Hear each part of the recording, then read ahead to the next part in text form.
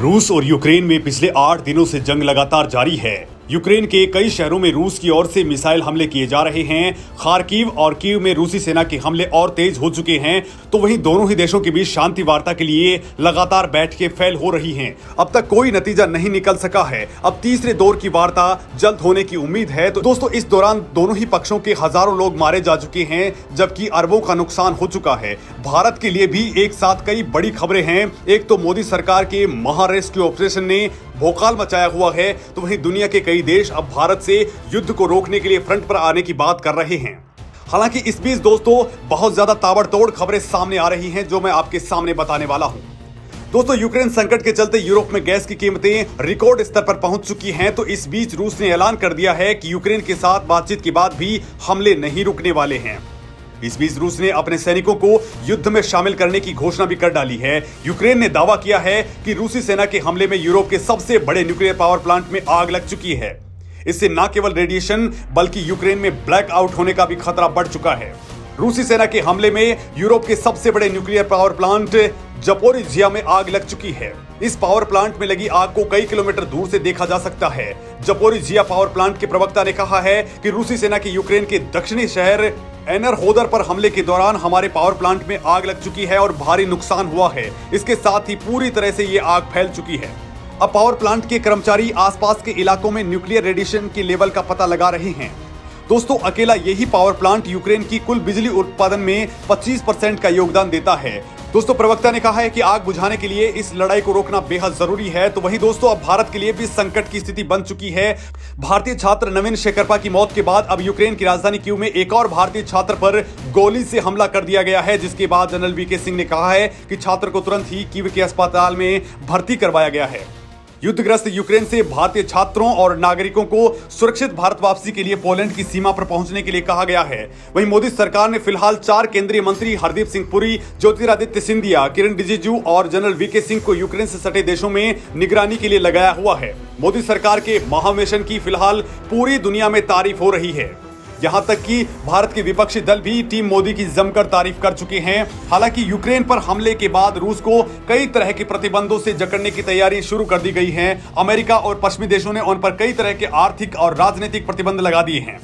साथ ही दोस्तों, अभी और कई प्रतिबंध लगाने की तैयारी चल रही है। ऐसे में रूस के साथ भारत की S-400 मिसाइल डिफेंस डील भी संकट से घिरती जा रही है। तो वहीं भारत के सामने भी बैन जैसे कई तरह के संकट खड़े हो चुके हैं, क्योंकि यूएन में भारत ने पूरी तरह से रूस का ही एक तरीके से सपोर्ट किया है। हालांकि भारत ने पूरी वोटिंग से दूरी बनाई हुई है, जिससे अमेरिका झल्ला चुका है। अमेरिका की लीक हुई एक केबल में इस बात का खुलासा भी हो चुका है कि अमेरिका ये मान रहा है कि भारत रूस के सपोर्ट में उतर चुका है। तो वहीं दोस्तों, फ्रांस के राष्ट्रपति इमैनुअल मैक्रों ने कहा है कि उन्होंने रूस के राष्ट्रपति व्लादिमीर पुतिन से यूक्रेन पर हमले रोकने के लिए एक बार फिर से कहा है, लेकिन पुतिन अभी ऐसा नहीं करने वाले हैं।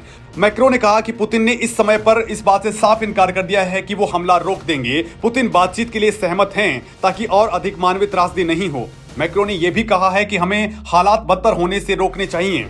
मैक्रो रूस के हमले शुरू होने से पहले पुतिन से मिलने मॉस्को पहुंचे थे। तब पुतिन से मुलाकात के बाद मैक्रो ने युद्ध रुकने की संभावना जताई थी, लेकिन परिणाम इसके जस्ट उल्टे रहे थे।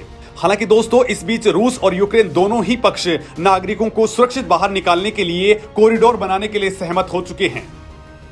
यूक्रेन के राष्ट्रपति व्लादिमीर जेलेंस्की के सहायक मिखाइलो पोदोलियाक ने कहा कि रूस और यूक्रेन एक प्रारंभिक समझौते पर पहुंच चुके हैं कि उन इलाकों में संघर्ष विराम लागू कर दिया जाएगा जहां सुरक्षित गलियारे बनाए गए हैं। उन्होंने पोलैंड की सीमा के समीप बेलारूस में गुरुवार को हुई वार्ता में भाग लिया था। अब दोस्तों, रूस और यूक्रेन के बीच तीसरे दौर की बातचीत जल्द होने की उम्मीद जताई जा रही है। तो इस बीच दोस्तों, अमेरिका ने भी रूस पर दबाव बढ़ाने के लिए व्लादिमीर पुतिन के करीबी कुछ लोगों पर नए प्रतिबंध लगा दिए हैं। अमेरिका के बाइडेन प्रशासन ने नई पाबंदियों के तहत पुतिन के प्रेस सचिव दिमित्री पेस्कोव और रूस के बड़े उद्योगपति अलीशेर के साथ ही पुतिन के एक और करीबी पर निशाना लगाया है। अमेरिका के विदेश मंत्रालय ने घोषणा की है कि 19 रूसी कारोबारियों और उनके परिजनों के साथ ही उनके संबंधियों पर भी वीजा प्रतिबंध लगा दिए गए हैं। तो वहीं दोस्तों, न्यूक्लियर पावर प्लांट पर हमले के बाद बाइडेन ने यूक्रेन के राष्ट्रपति से फोन पर बातचीत की है, जिसके साथ ही ब्रिटेन के प्रधानमंत्री ने भी फोन पर बातचीत करके इस मामले को तत्काल यूएन में उठाने की बातचीत की है। तो इस बीच दोस्तों, यूक्रेन के राष्ट्रपति व्लादिमीर जेलेंस्की ने पुतिन को बातचीत के लिए बैठने का आह्वान किया है। साथ ही पश्चिमी देशों से यूक्रेन को रूसी आक्रमण का मुकाबला करने के लिए और मजबूत सैन्य सहायता मुहैया कराने का आह्वान किया है। पुतिन के विदेशी नेताओं और रूसी अधिकारियों के साथ हालिया बैठकों के लिए इस्तेमाल की गई एक लंबी मेज को व्यंग्यात्मक रूप से इशारा करते हुए जेलेंस्की ने कहा कि मेरे साथ बातचीत के लिए बैठिए, 30 मीटर दूर से नहीं, मैं काटता नहीं हूं, आप किस बात से भयभीत हैं। उन्होंने कहा कि यूक्रेन को समर्थन देने में दुनिया की गति बहुत ही धीमी है। उन्होंने पश्चिमी देशों के नेताओं का आह्वान किया कि वे रूसी युद्धक विमानों को रोकने के लिए यूक्रेन पर नो फ्लाई जोन लागू करें। वहीं रूस के राष्ट्रपति व्लादिमीर पुतिन ने रूसी सुरक्षा परिषद को संबोधित करते हुए कहा कि यूक्रेन की सेना आम नागरिकों को मानव ढाल के रूप में इस्तेमाल कर रही है। उन्होंने कहा कि रूसी सेना ने भारत के भी 3000 छात्रों को बंधक बना लिया था। पुतिन ने आरोप लगाया कि आवासीय क्षेत्रों, किंडरगार्टन, अस्पतालों में भारी सैन्य उपकरणों को हटाने के वायदे को पूरा करने के विपरीत वहां टैंक, तोपखाने और मोर्टार तैनात किए जा रहे हैं।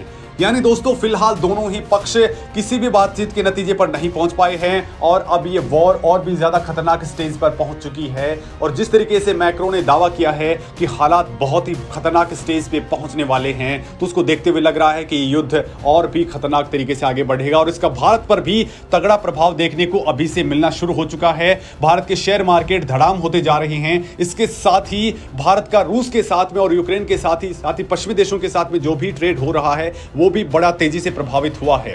रूस से भारत को जो सप्लाई होने वाली थी डिफेंस इक्विपमेंट्स की, वो फिलहाल रुक चुकी हैं। और दोस्तों, बड़ी बात यह है कि भारत का अंतरिक्ष मिशन भी इससे बुरी तरह से प्रभावित होने वाला है, क्योंकि रूस भारत को सीधा सपोर्ट करता है। लिहाजा भारत के गगनयान मिशन पर भी इसका सीधा इंपैक्ट पड़ने की आशंका जताई जा रही है।